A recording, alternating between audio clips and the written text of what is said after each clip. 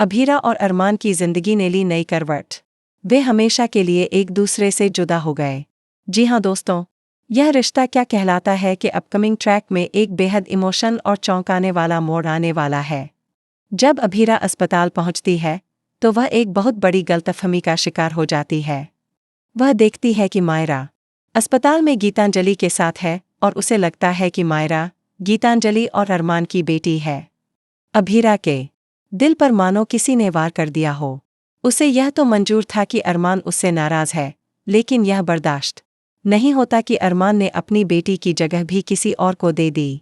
वहीं दूसरी ओर अस्पताल में ही वह देखती है कि अरमान गीतांजलि को शादी के लिए प्रपोज कर रहा है। यह दृश्य देखकर उसका दिल पूरी तरह टूट जाता है। बिना कुछ कहे वह वहां से चली जाती है।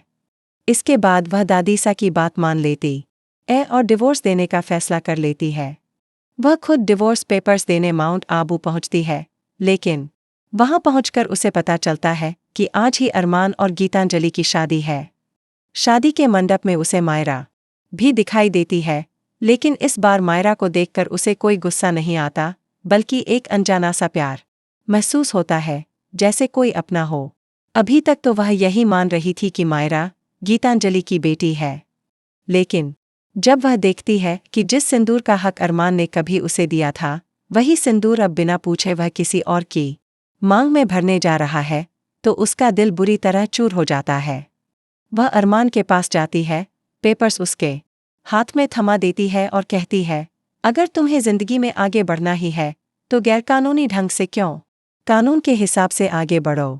ये रहे हमारे डिवोर्स पेपर्स, मैंने साइन कर दिए हैं, उम्मीद है तुम्हें साइन करने में वक्त नहीं लगेगा। अभीरा के ये शब्द अरमान के दिल में तीर की तरह चुभते हैं। वह स्तब्ध रह जाता है। गीतांजलि भी अभीरा को देखकर हैरान रह जाती है, क्योंकि वह पहले ही उदयपुर में अभीरा से मिल चुकी थी। अब इस कहानी में क्या होगा अगला बड़ा ट्विस्ट? क्या अरमान मायरा की सच्चाई अभीरा को बताएगा? क्या मायरा को उसकी असली मां मिल जाएगी? क्या अरमान और अभीरा के बीच की दूरियां हमेशा के लिए बनी रहेंगी या फिर कहानी लेगी नई दिशा? जानने के लिए जुड़े रहिए हमारे चैनल पर, क्योंकि ये रिश्ता क्या कहलाता है में अब रिश्ते, दिल और सच्चाई सबकी अग्नि परीक्षा शुरू हो चुकी है।